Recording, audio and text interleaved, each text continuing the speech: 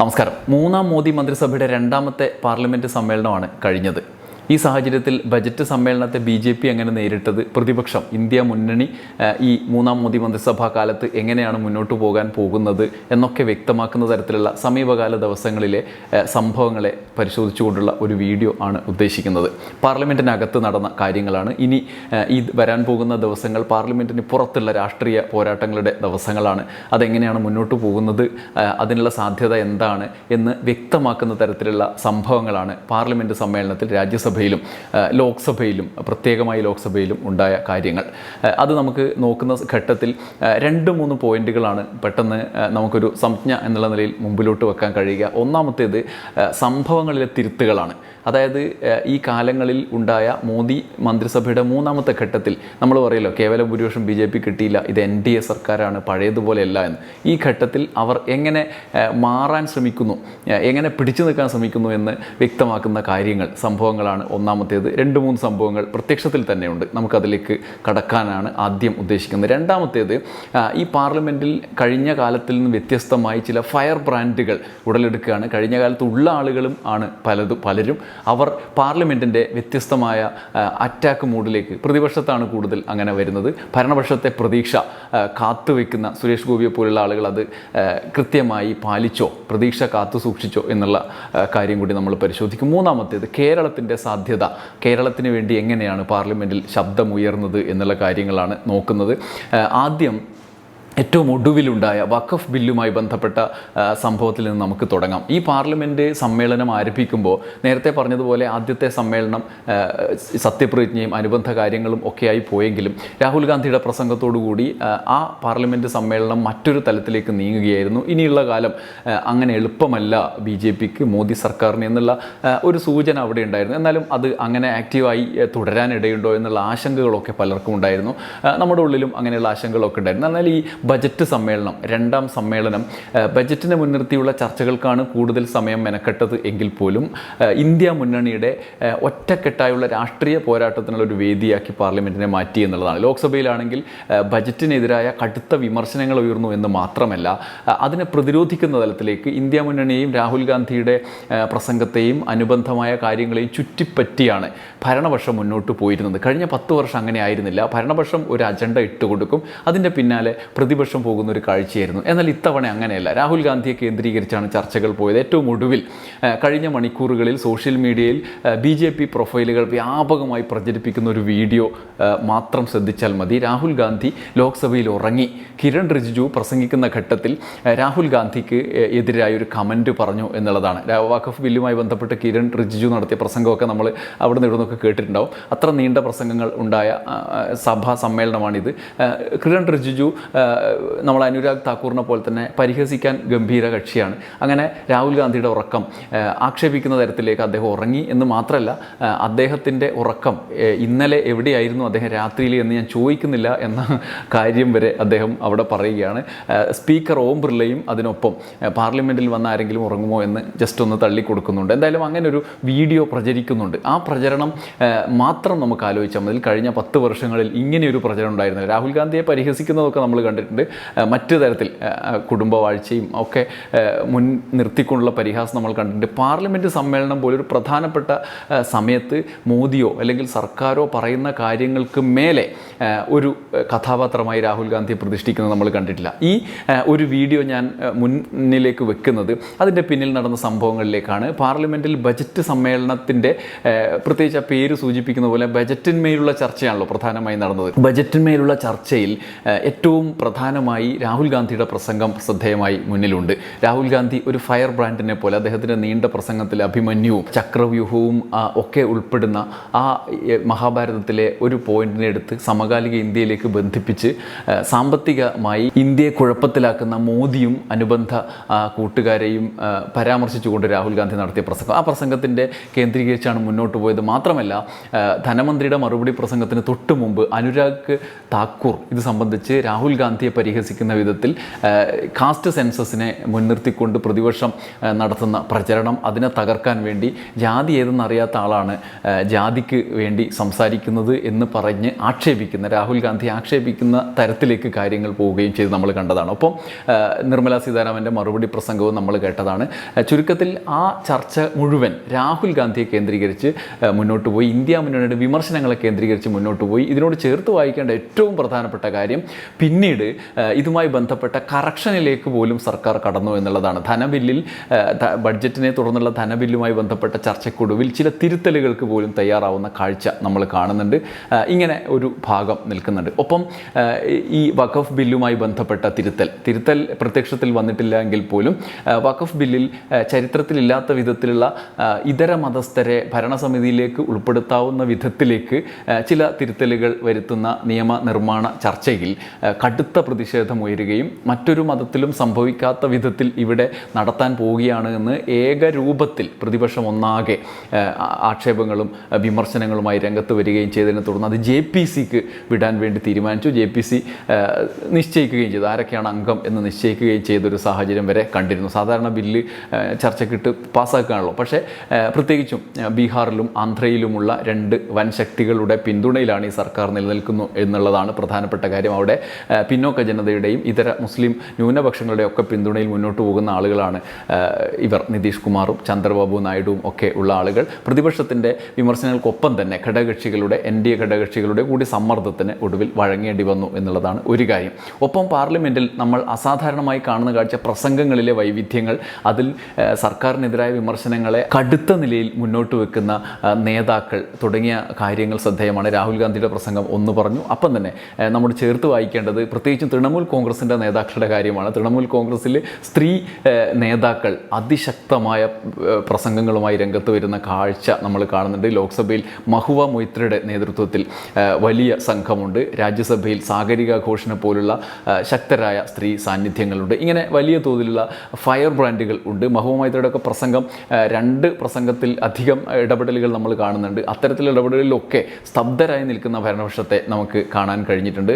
മഹുവ മൊയ്ത്ര ബഡ്ജറ്റിനും അതിനെ തുടർന്നുണ്ടായ ധനബില്ലിലും ഒക്കെ നടത്തുന്ന ചർച്ചയിൽ അവർ ഈ സർക്കാരിൻ്റെ സാമ്പത്തിക നയത്തെ, നിർമ്മലാ സീതാരാമനെ, മോദിയുടെ ശൈലിയൊക്കെ ഇഴകീറി പരിശോധിക്കുന്ന, സർക്കാരിനെ പ്രതിരോധത്തിലാക്കുന്ന സാഹചര്യം കൂടി സൃഷ്ടിച്ച് മുന്നോട്ട് പോകുന്ന പ്രസംഗങ്ങളായിട്ടാണ് നമുക്ക് കാണുക. അങ്ങനെയുള്ള ഒരു സാഹചര്യം ഉണ്ട്. ഒപ്പം ലോക്സഭയിൽ ഈ പറയുന്ന മറ്റ് രാഷ്ട്രീയ പാർട്ടികളിലെ ആളുകൾ പ്രസംഗിക്കുമ്പോൾ കനിമൊഴിയെ പോലുള്ള വളരെ പരിചിതരായ നേതാക്കളുടെ പ്രതികരണങ്ങൾ ലോക്സഭയിൽ നമുക്ക് കാണാൻ കഴിയും. DMKയുടെ നേതാക്കൾ ദയാനിധിമാരനൊക്കെ കടുത്ത വിമർശനമാണ് പാർലമെൻറ്റിൽ ഉന്നയിച്ചത്. പ്രധാനമന്ത്രിയൊക്കെ സ്തബ്ധനാക്കും വിധത്തിലുള്ള അസാധാരണമായ മെയ്വഴക്കത്തോടു കൂടിയുള്ള പ്രസംഗങ്ങളാണ് ഈ ഘട്ടത്തിൽ പാർലമെൻറ്റിൽ, ലോക്സഭയിൽ നമ്മൾ കണ്ടത്. ഒപ്പം മറ്റ് കക്ഷികൾ, അഖിലേഷ് യാദവിനെ പോലുള്ള ആളുകൾ രാഷ്ട്രീയമായി ഉറച്ച നിലപാടിൽ മുന്നോട്ട് പോകുന്ന അസാധാരണമായ കാഴ്ചയാണ് എന്ന് തന്നെ പറയേണ്ടതുണ്ട്. കാരണം മുമ്പൊക്കെ ഈ ലോക്സഭയിലെ പ്രത്യേകത, മുമ്പൊക്കെ എല്ലാ കക്ഷികളും ഒരു പൊതുവിഷയത്തിൽ ഒരുമിച്ച് നിൽക്കുന്ന കാഴ്ച നമ്മൾ കാണില്ല.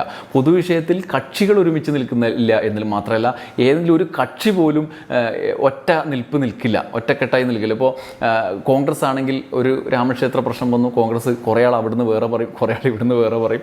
എന്ത് പ്രശ്നമായാലും, ചില ബില്ലുകളുടെ കാര്യത്തിൽ, കാശ്മീർ പ്രശ്നത്തിൽ, കാശ്മീരിൻ്റെ ഭരണഘടനാ പദവി എടുത്തു കളയുന്ന വിഷയത്തിലൊക്കെ നമ്മൾ കണ്ടതാണ്. കുറേ ആളുകൾ ഒരു അഭിപ്രായം പറയും, വേറെ ആളുകൾ വേറെ അഭിപ്രായം പറയും. ഇതാണ് ലോക്സഭയിൽ കണ്ടുകൊണ്ടിരുന്നത്. എന്നാൽ ഇത്തവണ കക്ഷികൾ മൊത്തമായി തന്നെ ഒറ്റക്കെട്ടായി നിൽക്കുന്നു. ഏതെങ്കിലും ഒരു കക്ഷി എന്നുള്ളതല്ല, ഇന്ത്യ മുന്നണി ഒറ്റക്കെട്ടായി നിൽക്കുന്നു. അതിൽ എല്ലാവരും ഒരേ അഭിപ്രായം പ്രകടിപ്പിക്കുന്നു. കേന്ദ്ര സർക്കാരിനെ, മോദി സർക്കാരിനെ പ്രതിരോധത്തിലാക്കും വിധത്തിലുള്ള കാര്യങ്ങളെ ഉയർത്തിക്കൊണ്ടുവരാൻ അവർക്ക് കഴിയുന്നു എന്നുള്ളത് വ്യക്തമായി ഈ സമ്മേളനം ഊന്നി പറയുകയാണ്.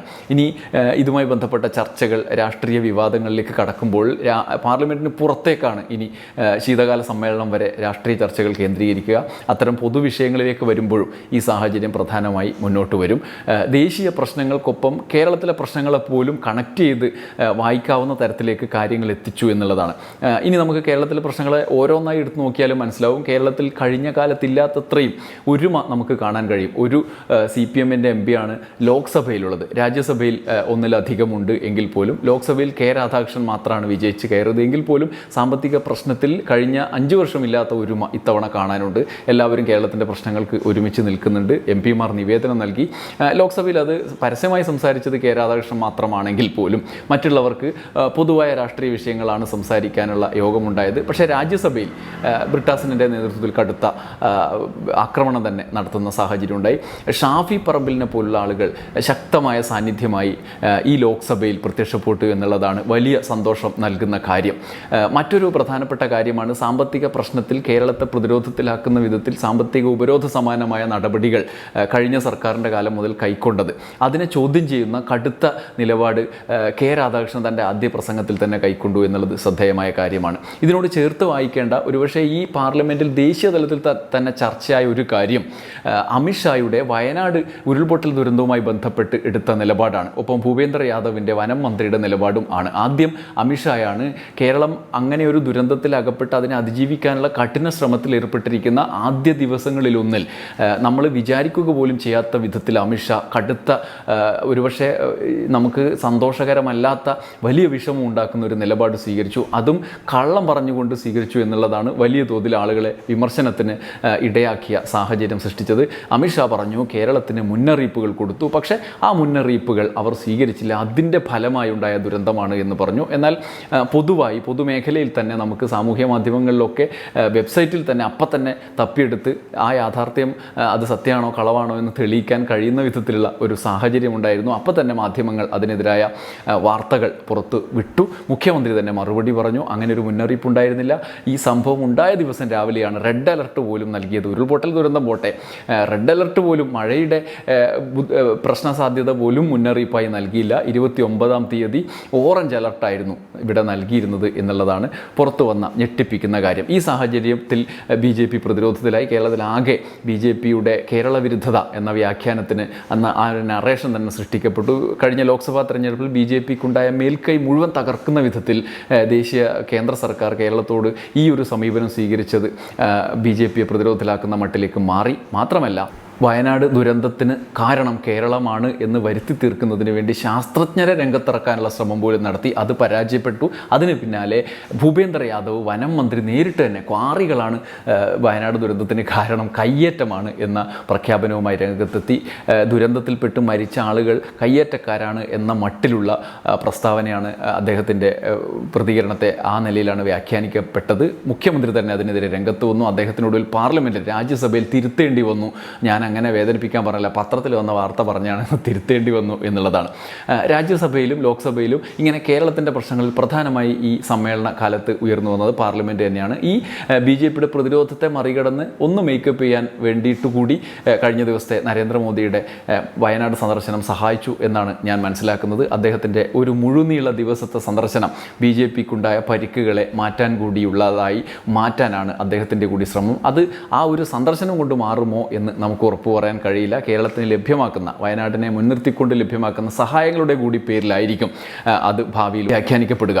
അതുകൊണ്ട് ആ സംഭവത്തെ കൂടി പാർലമെൻറ്റ് സമ്മേളനത്തിൽ കേരളത്തെ കേന്ദ്രീകരിച്ചുള്ള ചർച്ചകളിലേക്ക് നമുക്ക് പരിഗണിക്കേണ്ടതുണ്ട്. മറ്റൊന്ന് കേരളത്തിൽ നിന്നുള്ള MP-മാരുടെ കാര്യമാണ്. ലോക്സഭയിൽ ഞാൻ പറഞ്ഞു, ഷാഫി പറമ്പിൽ അപ്രതീക്ഷിതമായി കത്തിക്കയറുന്ന ഒരു കാഴ്ച നമ്മൾ കണ്ടു. അദ്ദേഹം വിമാന നിരക്ക് ഒരുപാട് ആളുകൾ പലതവണ പറഞ്ഞ കാര്യമാണെങ്കിൽ പോലും ഷാഫി അദ്ദേഹത്തിൻ്റെതായ വൈകാരിക ശൈലിയിൽ വിമാന നിരക്കിലെ ഫെസ്റ്റിവൽ സമയത്തെ വർധന, ആ കൊള്ളയെക്കുറിച്ച് അദ്ദേഹം പറഞ്ഞു. അതിനുശേഷം അദ്ദേഹത്തിൻ്റെ ആദ്യത്തെ പ്രസംഗം എനിക്ക് തോന്നുന്നു ബഡ്ജറ്റ് സമ്മേളനത്തിൽ നടത്തിയ പ്രസംഗത്തിൽ അദ്ദേഹം വിനേഷ് ഫോഗട്ടുമായി ബന്ധപ്പെട്ട വിഷയം ഔചിത്യപൂർവ്വം എടുത്തുപയോഗിച്ചു. രാജ്യത്താകെ BJPയെ, കേന്ദ്ര സർക്കാരിനെ പ്രതിരോധത്തിലാക്കും വിധത്തിൽ വിനേഷ് ഫോഗട്ടിൻ്റെ ഈ പരാജയം അവരെ അയോഗ്യയാക്കിയ സാഹചര്യത്തിൽ അവർക്ക് ചെലവായ പണത്തിൻ്റെ കണക്ക് പാർലമെൻറ്റിൽ വെച്ചത് വിമർശിക്കുന്ന തരത്തിൽ പ്രസംഗിച്ചു എന്നുള്ളത് ശ്രദ്ധേയമായ എടുത്തു പറയേണ്ട ഒരു കാര്യമാണ്. ഒപ്പം മറ്റ് NK പ്രേമേന്ദ്രനെ പോലുള്ള ആളുകൾ പ്രസംഗിക്കുന്നുണ്ട്. കെ രാധാകൃഷ്ണൻ്റെ കാര്യം ഞാൻ നേരത്തെ പറഞ്ഞു, അദ്ദേഹം മലയാളത്തിലാണ് പ്രസംഗിച്ചത്. പക്ഷേ അതിശക്തമായ കേന്ദ്ര വിമർശനമുണ്ടായി. മറ്റു പലരും സംസാരിക്കുന്നുണ്ട്. ഇനി രാജ്യസഭയിലാണ് പക്ഷേ ഇതിനെയൊക്കെ അപ്പുറത്ത് ശ്രദ്ധേയമായ കേരള സാന്നിധ്യം അറിയിക്കുന്നത്. ജോൺ ബ്രിട്ടാസ് കഴിഞ്ഞ തവണത്തേതിൽ നിന്നും തുടർച്ചയായി അതിശക്തമായ സാന്നിധ്യമായി രാജ്യസഭയിൽ ഉണ്ടാവുകയാണ്. അദ്ദേഹം ഒരുപക്ഷെ ഈ സമ്മേളനത്തിൽ സുരേഷ് ഗോപിയുടെ സാന്നിധ്യം നമ്മൾ ഉറ്റുനോക്കിയിരുന്നു. ലോക്സഭയിൽ അദ്ദേഹത്തിൻ്റെ ഇടപെടലുകൾ ഒക്കെ നമ്മൾ ഉറ്റുനോക്കിയിരുന്നു. എന്നാൽ സുരേഷ് ഗോപിയുടെ സാന്നിധ്യം ആ നിലയിൽ BJPക്കോ സർക്കാരിനോ സഹായകരമാകുന്ന തരത്തിലേക്ക് ഉയർന്നില്ല. പക്ഷേ അദ്ദേഹം പ്രതിരോധത്തിലാകുന്ന കാഴ്ചയും രാജ്യസഭയിൽ നമ്മൾ കണ്ടു. ജോൺ ബ്രിട്ടാസിൻ്റെ കടുത്ത വിമർശനം, ബജറ്റിൽ കേരളത്തിനുള്ള സഹായമില്ലായ്മ, വയനാടിൻ്റെ പേരിൽ കേരളത്തെ അപമാനിച്ച അമിത്ഷാ മുതൽ ഭൂപേന്ദ്ര യാദവ് വരെയുള്ള മന്ത്രിമാരുടെ പ്രതികരണം ഒക്കെ മുൻനിർത്തിക്കൊണ്ട് കേരളത്തെ അപമാനിക്കുന്നത് സുരേഷ് ഗോപിയെ അപമാനിക്കുന്ന മട്ടിലാണ് എന്ന രീതിയിൽ വ്യാഖ്യാനിച്ചുകൊണ്ട് ജോൺ ബ്രിട്ടാസ് നടത്തിയ പ്രസംഗം, ആ പ്രസംഗത്തിൽ സുരേഷ് ഗോപി ഉയർത്തിയ പ്രതിരോധം, സുരേഷ് ഗോപിക്ക് പുറത്ത് സംസാരിക്കുന്നത് പോലെ ഉചിതമായി ഔചിത്യപൂർവ്വം ഇടപെട്ട് തൻ്റെ എതിരാളിയെ കടത്തിവെട്ടുന്ന രീതിയിൽ രാജ്യസഭയിലും ലോക്സഭയിൽ ഇടപെടാൻ കഴിയുന്നില്ല എന്ന് തോന്നിപ്പിച്ച ഒരു സന്ദർഭമായിരുന്നു അത്. ബജറ്റിൽ അടുത്ത തവണ നമ്മൾ സഹായിക്കും, എൻ്റെ മനസ്സിൽ ചില പദ്ധതികളുണ്ട് എന്നൊക്കെയുള്ള ചാനലുകൾ കൊടുക്കുന്ന മറ്റുള്ള ബൈറ്റുകൾ അവിടെ പറയുന്ന സുരേഷ് ഗോപിയാണ് നമ്മൾ കണ്ടത്. ആ ഒരു രീതിയിൽ സുരേഷ് ഗോപിയുടെ സാന്നിധ്യം നമ്മുടെ പ്രതീക്ഷയ്ക്ക് ഒത്തുയർന്നില്ല എന്നുള്ള ഒരു വാസ്തവമുണ്ട്. ഒപ്പം ജോൺ ബ്രിട്ടാസ് കടുത്ത വിമർശനങ്ങൾ പതിവ് പോലെ ഉയർത്തി കേന്ദ്ര സർക്കാരിനെതിരായ ദേശീയ തലത്തിൽ ബജറ്റ്, ധനബില്ല് മുതലായ വിഷയങ്ങളിലൊക്കെ അദ്ദേഹം പ്രസംഗിച്ചു. നിരന്തരം രാജ്യസഭയിൽ ഒരുപക്ഷെ കൂടുതൽ സമയം അംഗങ്ങൾക്ക് കിട്ടുന്നുണ്ട് എങ്കിൽ പോലും ബ്രിട്ടാസ് ഉചിതമായ നിലയിൽ നിരന്തരം ഇടപെടുന്ന കാഴ്ച നമ്മൾ കാണുന്നുണ്ടായിരുന്നു. ഒപ്പം അമിത്ഷായുടെ പ്രതികരണത്തിന് ആധാരമായ തരത്തിൽ, വയനാടിന് എതിരായ പ്രതികരണത്തിന് ആധാരമായ തരത്തിൽ വയനാട് ദുരന്ത സാഹചര്യത്തിൽ പ്രസംഗിച്ച റഹീമിൻ്റെ ഈ സമ്മേളനത്തിലെ മികച്ച ഇടപെടൽ ശ്രദ്ധേയമാണ്. അദ്ദേഹമാണ് കേരളത്തിന് ഉചിതമായ നിലയിലുള്ള മുന്നറിയിപ്പ് സംവിധാനങ്ങളില്ല, കേന്ദ്രത്തിൻ്റെ 3 മുന്നറിയിപ്പ് സംവിധാനങ്ങൾ പ്രവർത്തിക്കുന്ന ഇല്ല ആവശ്യത്തിന് എന്നുള്ള കടുത്ത വിമർശനം ഉയർത്തത്. ആ വിമർശനത്തിൻ്റെ പ്രകോപനത്തിൽ അമിത്ഷാ അടിച്ച അടിയാണ് ഞങ്ങളൊക്കെ തന്നിരുന്നു എന്നുള്ള ഒരു പ്രസംഗം. അത് പൊളിഞ്ഞു പോവുകയും ചെയ്തു. എന്തായാലും ഇത്തരത്തിൽ വ്യത്യസ്തമായ തരത്തിൽ ജബി മേത്രക്കെ കൃത്യമായി ഇടപെടുന്നുണ്ടായിരുന്നു. ഒപ്പം ഈ ഹാരിസ് ബീരാനെ പോലുള്ള പുതുമുഖങ്ങളും ഉണ്ട്,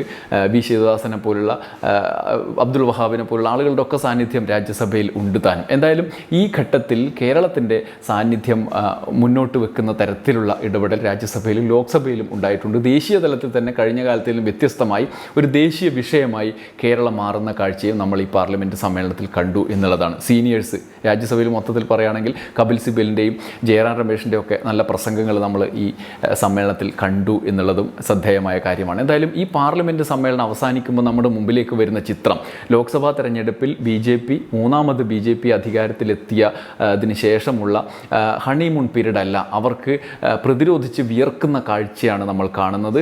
ആ കാഴ്ചയുടെ തുടർച്ച ഒരുപക്ഷെ പലരും പ്രവചിച്ചതാണ്, ഈ കാലത്ത് ഇനി എളുപ്പമല്ല എന്നാണ്. ആ കാഴ്ചയുടെ തുടർച്ച ഇനിയും ഉണ്ടാകുമോ എന്നുള്ളതാണ് നാടുറ്റുനോക്കുന്ന കാര്യം. ശീതകാല സമ്മേളനത്തിന് മുമ്പ്, ഈ ബജറ്റ് സമ്മേളനത്തിന് ശേഷം പാർലമെൻറ്റിന് പുറത്തുള്ള രാഷ്ട്രീയ വിഷയങ്ങളിൽ BJP ഏതു തരത്തിൽ ഇടപെടും, പ്രതിപക്ഷം ഇന്ത്യ മുന്നണി ഏതു തരത്തിലുള്ള ഇടപെടലാണ് നടത്തുക എന്നുള്ളതിനെ അടിസ്ഥാനമാക്കിയായിരിക്കും ഭാവി രാഷ്ട്രീയ ഇന്ത്യയുടെ മുന്നോട്ടു പോക്ക് നിശ്ചയിക്കപ്പെടുക. കാത്തിരിക്കാം. നന്ദി, നമസ്കാരം.